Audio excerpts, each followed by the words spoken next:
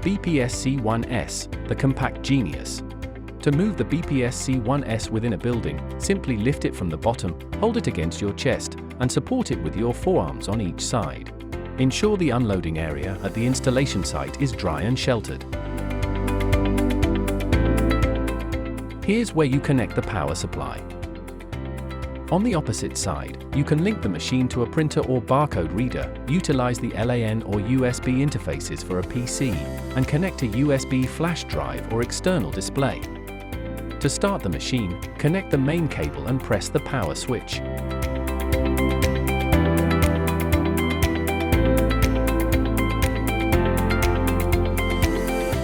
Once the machine boots up, the main screen will appear.